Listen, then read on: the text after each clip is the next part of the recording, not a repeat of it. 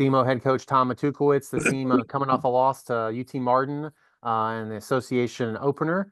This week is their open date. They will be back in action with a pair of home games then, Tennessee State on October 11th and EIU the week after that. So, Coach, just some thoughts about your team, and then we'll go to some questions.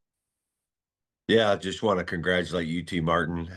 Coach Simpson and his staff did a great job, and felt like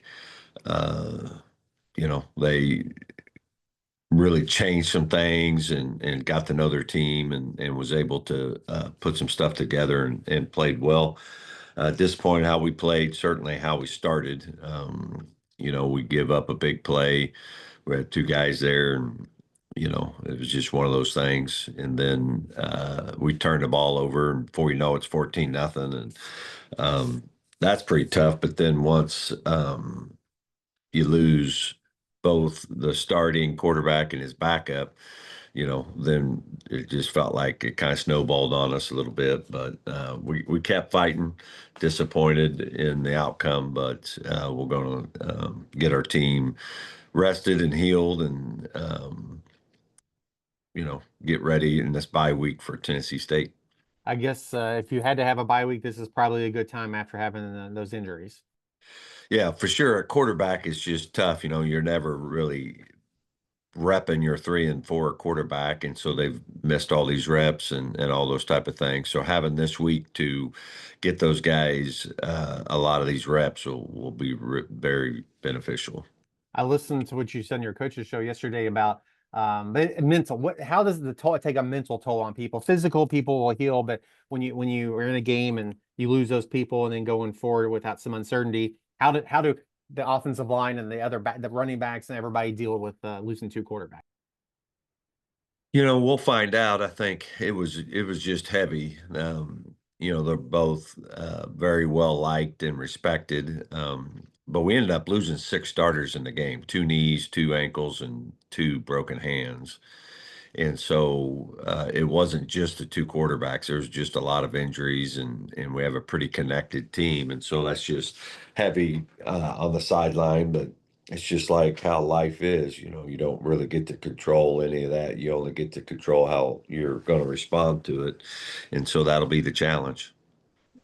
How then will you use this week besides getting healthy and trying new people out? What are the key things you want to solve this week before facing TSU at 2? Doing a lot of self-scouting.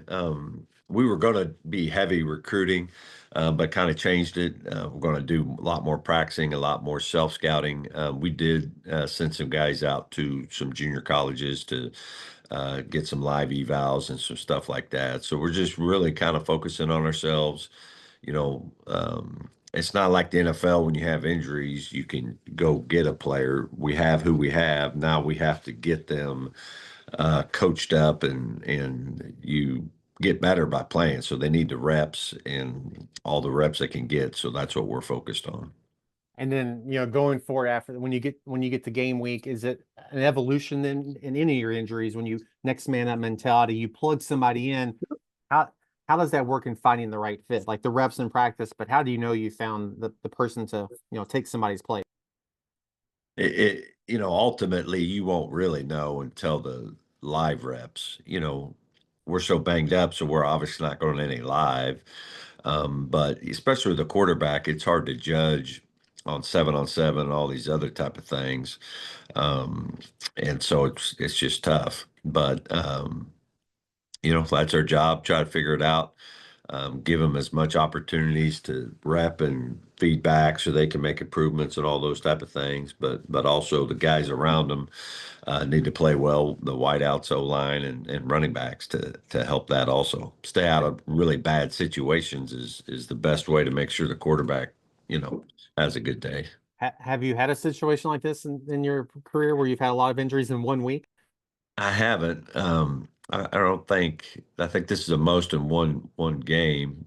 We were down 4 going into this game, so it hasn't been great. But when you lose both quarterbacks, that's the tough part, because really you kind of build the offense around your quarterback. Not every quarterback's the same, and so you try to see what they're good at and try to build it around them a little bit.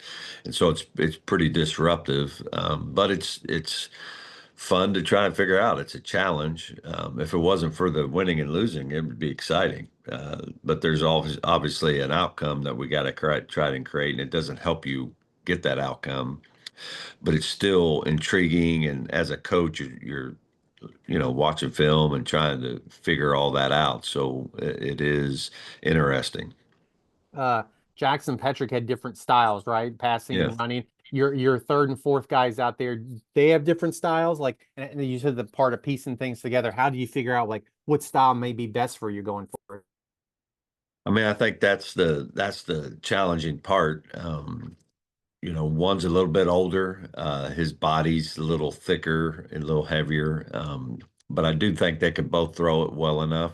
Um, and so, to me, I think they can both execute the same game plan. There could be some little bit different strengths or weaknesses, but it's not the difference between like it was with Jax and Pat.